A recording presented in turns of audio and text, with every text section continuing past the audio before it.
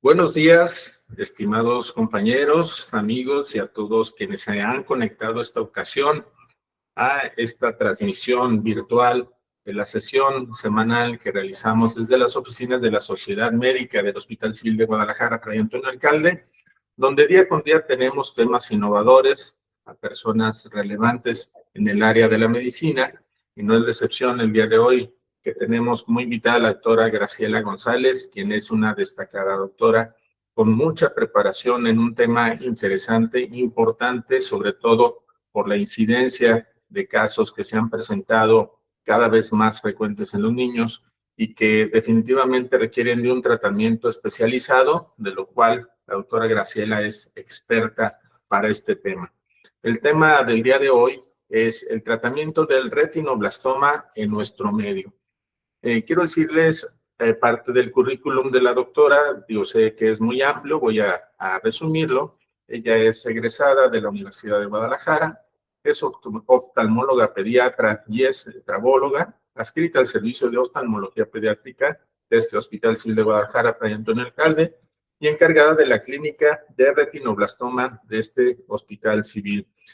Sabemos que la doctora tiene una preparación muy amplia, un currículum en donde ha sido ponente, ha sido también partícipe de la presentación de casos clínicos, de presentaciones en artículos bien reconocidos a nivel nacional e internacional, y tenemos también conocimiento de que en la práctica es de las mejores doctoras que tenemos para el ejercicio de esta profesión en este hospital civil. Así es que agradecidos a todos con que estén conectados, decirles que esta sesión queda grabada para nuestro canal de YouTube, para quienes no se conectaron a tiempo pueden revisarla de nueva cuenta. Y sin más extenderme, le dejo el uso de la voz a la doctora Graciela, a quien agradezco que esté aquí presente. Gracias, doctora Graciela. Muchas gracias, doctor. Sabemos que este tema va a ser de mucha información importante. Adelante, doctora. Gracias por estar aquí. Sí.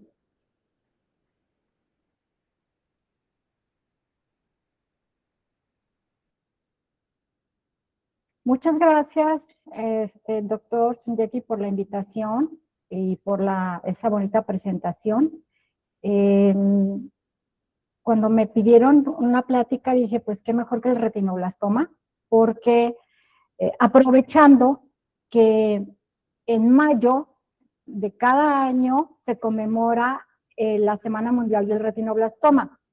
Entonces, bueno, acabamos de pasar la Semana Mundial del Retinoblastoma y nuestra obligación a los médicos que nos encargamos del tratamiento de este tumor, tenemos que estar haciendo conciencia en la población general de la existencia de este tumor, porque pues la población general no sabe que existe el cáncer dentro del ojo, ¿ok? En los niños. Y los oftalmólogos y los médicos, afortunadamente, cada vez ya tienen más conocimiento. Entonces, bueno, es un tema que a mí me gusta mucho, realmente me apasiona, entonces voy a compartir con ustedes lo que nosotros hacemos en nuestro medio, ¿de acuerdo? Lo que hacemos aquí en el Hospital Civil. Entonces, el retinoblastoma es el tumor intraocular maligno más frecuente en la infancia. Siempre les digo a los estudiantes, esto es pregunta del ENARM, se lo tienen que aprender.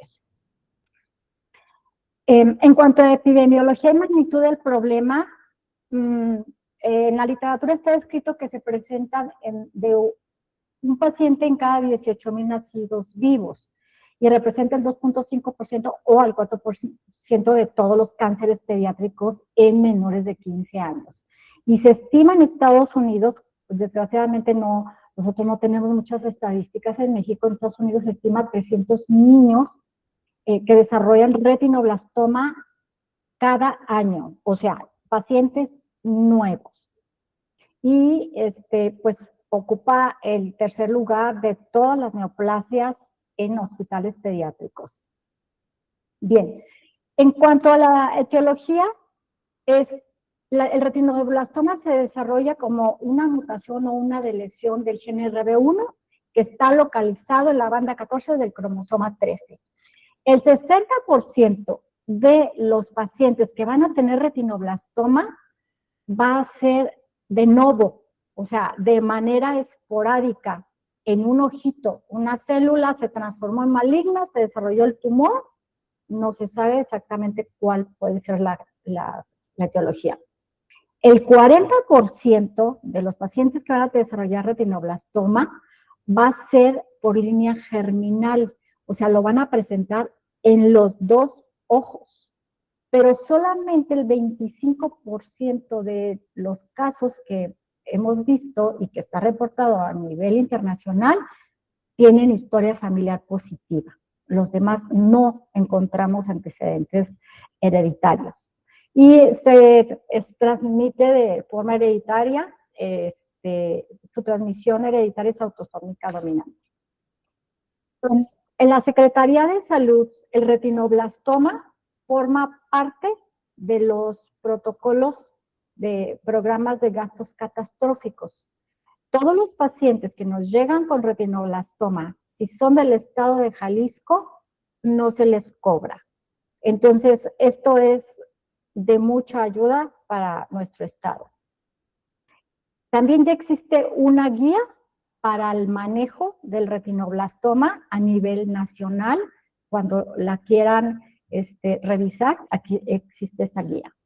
Bien, entonces, en cuanto a la información en el primer nivel de atención, es bien importante que los estudiantes de medicina, desde que se están formando, sé que el área de oftalmología o la materia de oftalmología, pues la llevan muy poco tiempo, pero es bien importante que el estudiante de medicina sepa de la existencia del cáncer del ojito en los niños. El pediatra, obviamente, como es el médico de primer contacto, usualmente el pediatra, tiene que estar informado de la existencia del retinoblastoma. Y afortunadamente, cada vez me doy cuenta de que el médico de primer contacto ya tiene más información y la verdad me da gusto. Yo tengo 30 años en esto y anteriormente no se pensaba en retinoblastoma. Incluso los mismos oftalmólogos no pensaban en retinoblastoma porque pues no es tan común. O sea, 1 en cada 18,000 nacidos vivos, pero realmente sí es bastante, o sea, parece poco, pero sí es bastante. Pero anteriormente los oftalmólogos no lo pensaban porque no estaban acostumbrados a ver pacientes con retinoblastoma. Entonces, actualmente me doy cuenta de que ya el oftalmólogo les llega un paciente con la característica principal que es la pupila blanca, es la leucocoria, y tienen que pensar inmediatamente en un retinoblastoma, incluso ya los canalizan con nosotros con estudios y eso me da gusto. Y el público en general tiene que estar informado. Entonces, nosotros los que nos dedicamos a esto, tenemos que estar informando y concientizando a los papás de que cualquier dato que vean raro en los ojos tienen que acudir. ¿Cuál es la primera, la opción mejor para hacer prevención? Es el tamiz visual. El tamiz visual se tiene que hacer desde el primer mes de vida. Hay que recordar que ya existen 5 tamices, ¿ok? El metabólico, el auditivo, cardiológico, el ortopédico y el visual. Entonces el tamiz visual se tiene que hacer desde el primer mes de vida y cada año hasta cumplir 8 años, porque el desarrollo visual termina a los 8 años. Entonces es la mejor manera de hacer detección oportuna. Entonces, ¿cuál es el dato característico para sospechar en un retinoblastoma? Es la leucocoria o pupila blanca, ¿ok? ¿Por qué? Porque el tumor crece principalmente en el área macular. Los niños ya nacen con el tumor va creciendo, es de color blanquecino y da ese reflejo. Entonces, es muy común que los papás tengan sus teléfonos y les tomen fotografías a sus hijos con flash y de repente ven algún reflejo diferente. Eso es bien importante que lo tomen en cuenta y que acudan con el médico para que lo revise y sea canalizado al lugar indicado. El médico pediatra debe de saber hacer el reflejo rojo con un oftalmoscopio directo. O sea, se lo pone en el oftalmoscopio directo y dirigen la luz directamente a los ojos del niño, unos 50 centímetros o 75 centímetros de distancia, y tienen que ver el reflejo. Debe ser un reflejo rojo simétrico. Si ven un reflejo diferente, entonces tienen que enviarlo inmediatamente a oftalmología, porque no sabemos qué es. Puede tratarse un retinoblastoma, una catarata o cualquier otra cosa. La segunda signo es el estrabismo, o sea, el estrabismo es cuando los ojos se desvían, hay pérdida del paralelismo. Entonces, principalmente leucocoria, en segundo lugar estrabismo, y tercer lugar pueden aparecer los niños con celulitis orbitaria. Entonces, mucho cuidado, no hay que confundir una celulitis orbitaria infecciosa con una celulitis orbitaria que ocasiona un retinoblastoma. Un retinoblastoma, ocasiona celulitis orbitaria porque crece rápido y se va muriendo esas células, va sufriendo apoptosis, entonces ocurre un proceso inflamatorio aséptico. Cuando tenemos un niño con celulitis orbitaria estamos obligados a hacer un estudio de imagen, ¿ok? Ya sea una tomografía o una resonancia para hacer diagnóstico de o celulitis o retinoblastoma. O, en cuarto lugar, un glaucoma. Un glaucoma porque aumenta la presión dentro del ojo y ese ojito se ve con edema en la córnea, entonces este es otro signo para sospechar de un retinoblastoma. Entonces, ¿qué tenemos que hacer? ¿Ok? Si ya el pediatra detectó que hay un reflejo blanco o que hay un reflejo diferente a través de la pupila o que el ojito se desvía, se tiene que enviar con el oftalmólogo y de preferencia oftalmólogo pediatra, porque los oftalmólogos que no son pediatras, pues no tienen la experiencia para empezar a revisar a un niño, es difícil, porque el niño va a llorar, no se va a dejar, entonces lo ideal es que sea con un oftalmólogo pediatra. Lo que tenemos que hacer nosotros es siempre dilatar la pupila, siempre, ¿ok? O sea, yo insisto mucho con los residentes, cualquier motivo de consulta de tu paciente pediátrico en oftalmología, estás obligado a dilatar la pupila, ¿ok? Siempre y cuando, pues, no traiga alguna situación en la que no puedes ver fondo de ojo, primero dale tratamiento y lo citas y le dilatas la pupila, porque de esa manera nosotros podemos hacer una detección oportuna, ¿ok? En el segundo nivel de atención, lo que vamos a hacer, si nosotros sospechamos de que el paciente tiene un retinoblastoma, lo ideal es pedir una resonancia, ¿ok?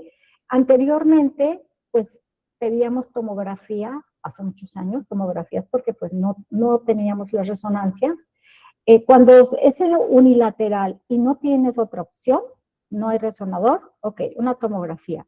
Cuando estás sospechando que es unilateral. Cuando es bilateral no es conveniente porque vamos a radiar al niño y esto nos va a incrementar el riesgo de segundos tumores. Cuando es en los dos ojos y es hereditario, la mutación está en todas las células del cuerpo. Si radiamos a ese niño, entonces podemos tener segundos tumores.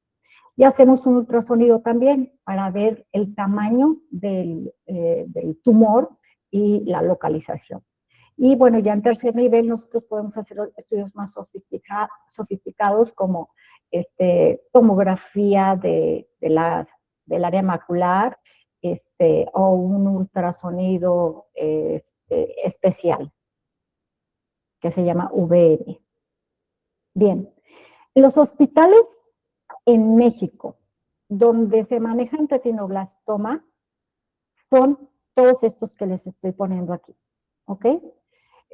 Hospital General de México, Instituto Nacional de Pediatría, Centro Médico ABC, pero es bien importante, o sea, lo pongo en rojo, el Hospital Civil de Guadalajara, tenemos un equipamiento, hemos conseguido un equipamiento adecuado en donde hemos podido hacer salvamentos oculares.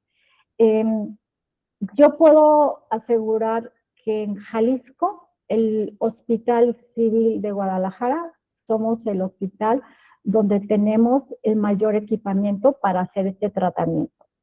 Este equipo nos los han donado las asociaciones que apoyan a los niños con cáncer, como los Rotarios, como el Sello Rojo, etc. Entonces, es bien importante que sepan que aquí se pueden atender. Incluso, nosotros apoyamos en el IMSS y en el ISSSTE, hay oncología pediátrica, sí hay oftalmólogos, pero no tienen todo el equipo o toda la manera de tratarlo. Entonces, nosotros apoyamos al IMSS y al ISSSTE cuando es necesario, cuando no tienen ciertos tratamientos que se los voy a mencionar más adelante. Bien, entonces, bueno, utilizamos la clasificación internacional para clasificar el retinoblastoma. Tenemos que evaluar completamente nuestro paciente, tenemos que estadificar la neoplasia para determinar qué tratamiento le vamos a dar. La edad es bien importante. Un paciente de edad de 1 año o 2 años con una pupila blanca es un retinoblastoma hasta no demostrar lo contrario. Es también muy importante los factores ambientales, socioeconómicos y culturales, porque desgraciadamente hemos tenido varios pacientes que vienen de la sierra, que tienen ciertas culturas que no aceptan mutilación cuando tenemos que quitarles el ojo, y prefieren irse y prefieren que sus hijos se mueran, porque si no se opera el niño, pues se van a morir. Entonces, desgraciadamente, tenemos que pasar por estas situaciones. En cuanto a los aspectos genéticos, afortunadamente también en el laboratorio de genética en el Hospital Civil Juan y Menchaca, también ya se han ido equipando y ya tenemos varios estudios como el cariotipo del FISH, la secuenciación en el MLPA, en donde hemos trabajado de manera conjunta para estudiar a estos pacientes. Bien, bueno, esta es la clasificación. Cuando nos asomamos en fondo de ojo y vemos tumores pequeños de 3 milímetros que están alejados del área macular y del nervio óptico, es un estadio A. Un estadio B, cuando ya el tumor es más grande de 3 milímetros y está en área macular. Un estadio C es cuando ya vemos que hay líquido subretiniano, 3 milímetros alrededor del tumor o algunas siembras en el vítreo. Un estadio D es cuando ya hay muchas siembras vítreas y un estadio E es cuando el tumor es muy grande, cuando ocupa más de la mitad de la cavidad vítrea o desarrolla glaucoma o hay hemorragia. Entonces esto ya es un estadio E, es un estadio avanzado. Entonces, ¿qué es lo que hacemos nosotros? Los tratamientos disponibles aquí en México y en nuestro hospital. Desgraciadamente, todavía puedo decir que el 50% de los pacientes llegan tarde. O sea, los dejan avanzar y tal vez detectaron alguna situación de ese reflejo blanquecino, pero no acudieron inmediatamente, o acudieron a algún lugar y les dijeron que no tenía nada, y luego fueron brincando de médico en médico. Entonces perdieron tiempo. Hay ocasiones en que pierden 6 meses, 1 año, el tumor va creciendo y desgraciadamente cuando ese tumor ocupa, ya es un estadio E, es un estadio avanzado y es en un solo ojo, lo único que me queda es hacer enucleación. Enucleación es quitar el ojo, ¿ok? Entonces, precisamente eso es lo que queremos evitar, mutilar. Porque, o sea, no es agradable ni para los papás, ni para los pacientes, ni para nosotros.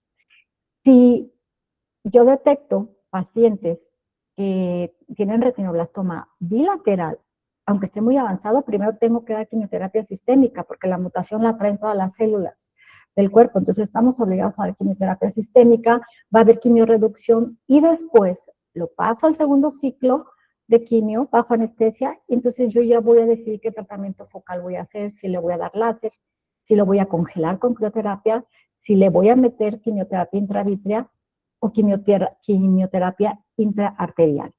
Ahorita vamos a hablar de cada uno. Entonces, es bien importante, esto es, el tratamiento del retinoblastoma es multidisciplinario, ¿ok? Un oftalmólogo pediatra que esté capacitado para manejar el retinoblastoma o un oncólogo ocular, un oncólogo pediatra, el genetista, el patólogo. Es sumamente importante un patólogo con experiencia, porque si el patólogo nos dice que al momento de que hicimos una nucleación y revisa el ojito que le damos y nos dice que no hay invasión a ningún lado, pero sí la hubo, entonces el riesgo de que el niño muera es muy alto. Entonces es bien importante que el patólogo también tenga experiencia en el área de retinoblastoma. Un psicólogo, sumamente importante, porque muchas veces nos olvidamos de estas situaciones. Si el niño vamos a enuclearlo, el niño va a ser mutilado, entonces tiene que ser manejado.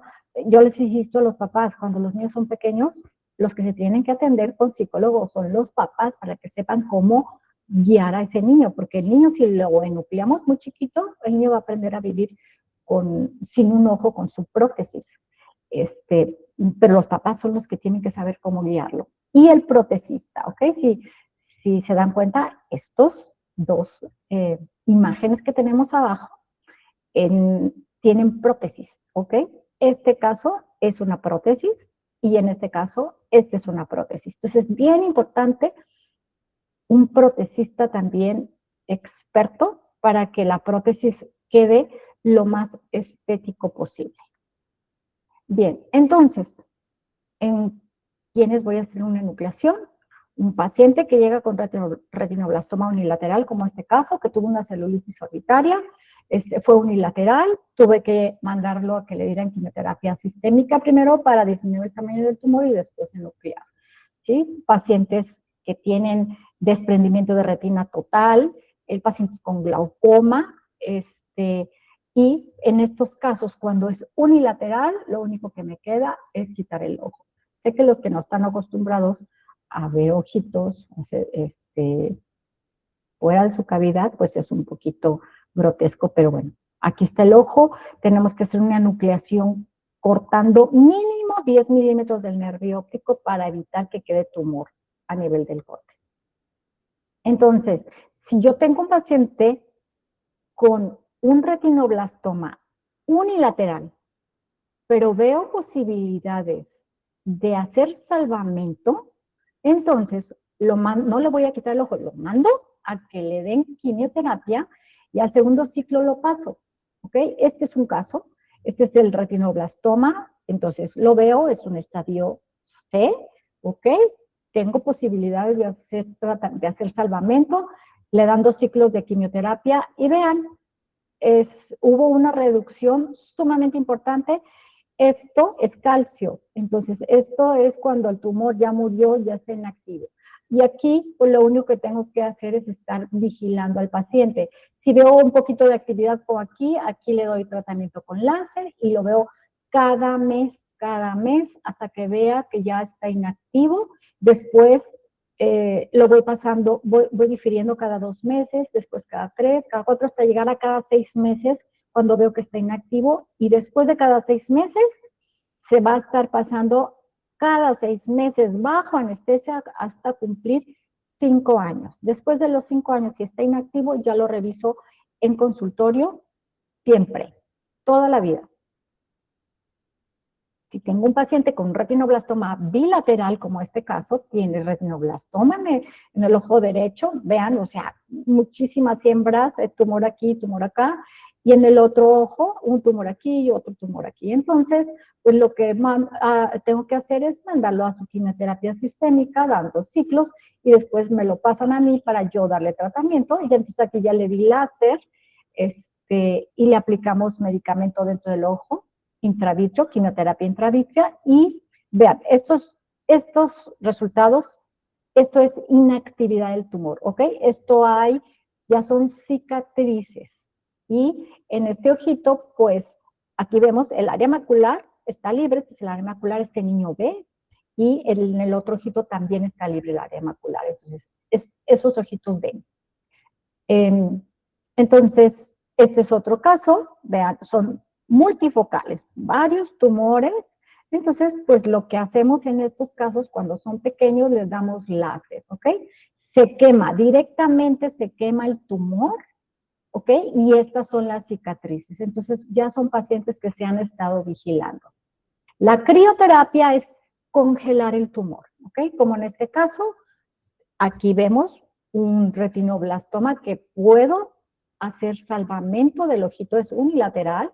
Después de los 2 ciclos de quimioterapia veo que redujo como la mitad, hubo un poquito de siembras pegaditas, pero con crioterapia, con congelamiento, lo alcanzo a abarcar todo y ese tumor lo controlamos.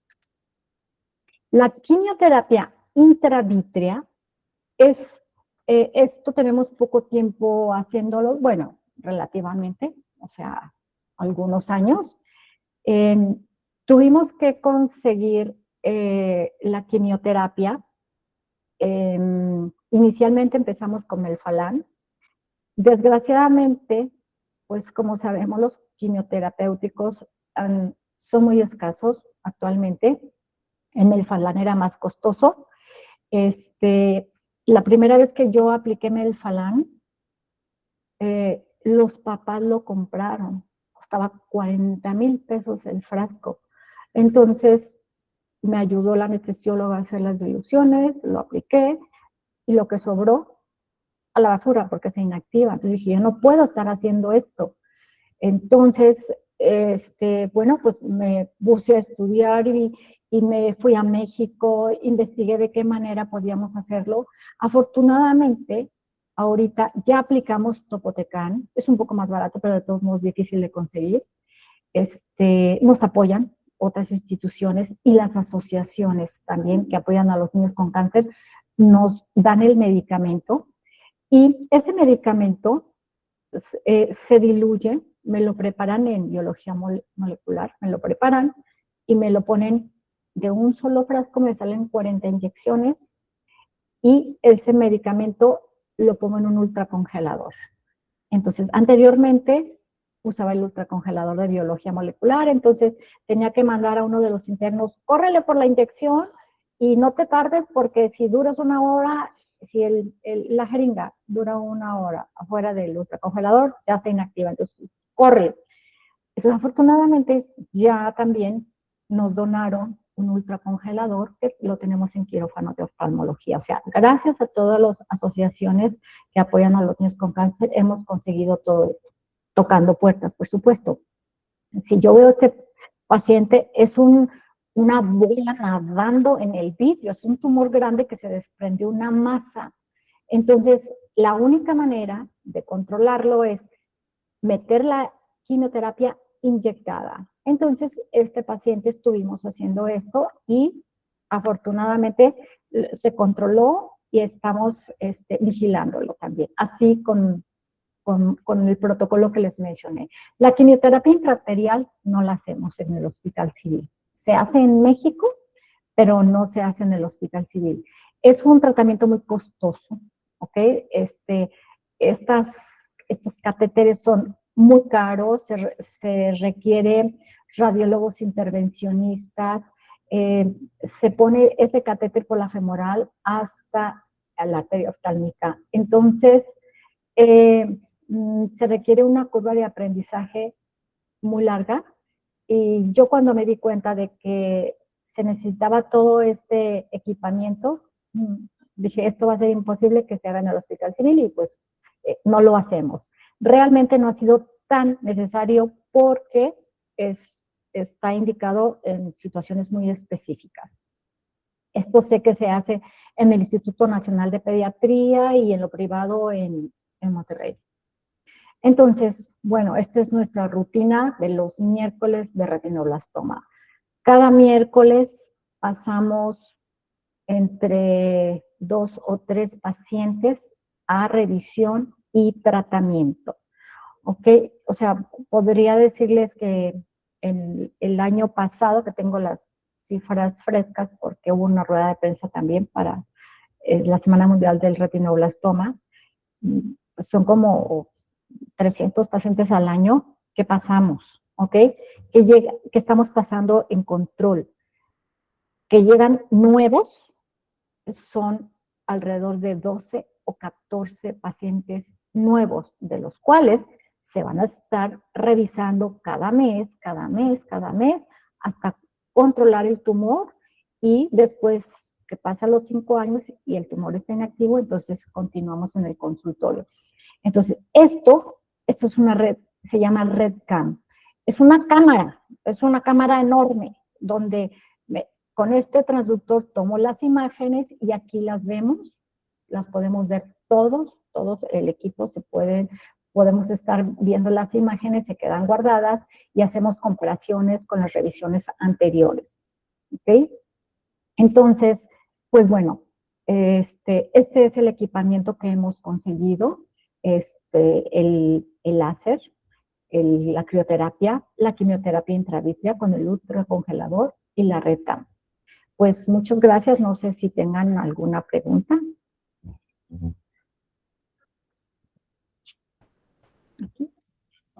Damos unos minutitos por si hay alguna intervención.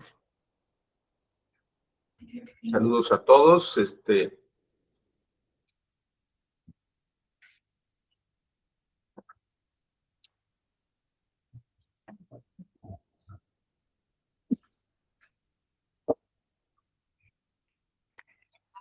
Muy bien. Bueno, pues como en otras ocasiones, felicitamos a la doctora Graciela por esta excelente presentación. Sabemos que esto nos deja bastante enseñanza y mucho criterio para saber lo sensible que es el problema, sobre todo en los niños, y que es una de las causas más comunes de padecimiento en los ojos. Gracias, doctora, por estas enseñanzas y esta comunicación de información. Queremos agradecer a todos, decirles que sigue grabándose este tema en el canal de YouTube. Aquí tenemos un mensaje de Margarita que nos dice, muy buena plática, gracias, de Margarita Córdoba. Gracias, doctora, por comunicarse. Aquí dejamos el enlace en la bandeja de mensajes para que al darle clic los comunique al canal de YouTube y volver a revisar este tema. Aquí hay una pregunta de Violeta Salceda Rivera que dice, doctora, como efectos adversos del TTT contra CRIO. Ajá, sí, es que son indicaciones diferentes. La TTT, que es el láser, se aplica en tumores pequeños y en tumores que están en el polo posterior, donde yo me asomo y directamente se ve el polo posterior.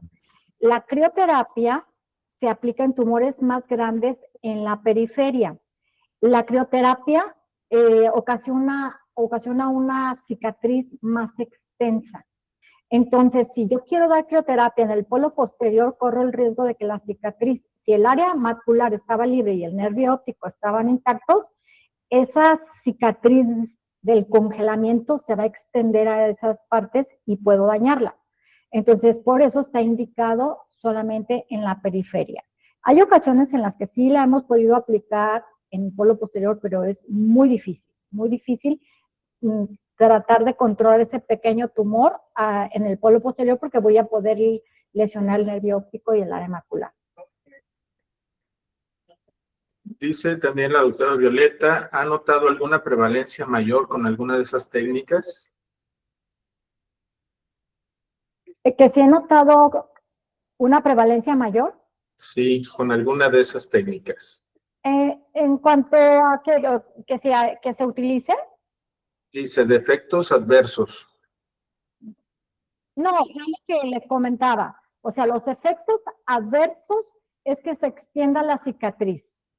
Si tú no eres un médico experimentado, puedes ocasionar un sangrado tanto con el láser como con la crioterapia. Entonces, en el momento en que nosotros estamos aplicando el congelamiento, que es la crioterapia, tenemos que ver cómo se congela el tumor y luego descongelamos. Y luego otra vez son 3 sesiones. Si nosotros nos extendemos en ese congelamiento y seguimos congelando, vamos a romper la cápsula del tumor y va a haber siembras. igual con el láser. El láser, cuando vemos que el tumor se blanquea, porque cuando estamos aplicando el láser en los tumores pequeños, ese tumor, porque va directo al tumor, se va dematizando, se va hinchando y se blanquea ese tumor. Hasta ahí llegaste, porque si seguimos, entonces rompemos el tumor y ocasionamos sangrado. Entonces, son técnicas diferentes para que están indicados en situaciones diferentes. Bien, nos dice que muchas gracias, que ya le quedó claro a la doctora Violeta. Bien, si no tenemos más intervenciones, de nueva cuenta agradecerle, doctora Graciela, por transmitirnos este tema tan interesante. Esperamos verla pronto en otra ocasión con un tema igual de relevante y agradecidos con su presencia, su compañía y por aportarnos esta información tan novedosa. Muchas gracias, doctora. No sé si quiera comentar algo antes de despedirnos. No, es insistir en que el médico que no es oftalmólogo sepa de la existencia del cáncer en el ojo, en los niños, ¿ok? Y que nacen con él y que cualquier dato raro, anormal que vean en los ojos de los niños, tienen que canalizarlo inmediatamente, ¿ok? O sea, esa sugerencia del tamiz visual, acordarse todo el médico, aunque no sea ni oftalmólogo ni pediatra, sugerir que al mes de vida lleven a su niño a revisión. Es la primera revisión y que los reflejos deben de ser simétricos en la pupila, un color naranja simétrico y si es diferente, también acudir de inmediato. Muchas gracias, doctora. Y gracias a todos por haberse conectado. Los esperamos de nueva cuenta en las próximas sesiones virtuales desde las oficinas de la Sociedad de Médicos del Hospital Civil de Guadalajara, Fray Antonio Alcalá. Que tengan un excelente día. Gracias, doctora. Gracias a todos. Gracias por la invitación. Queda grabada la sesión. Muchas gracias.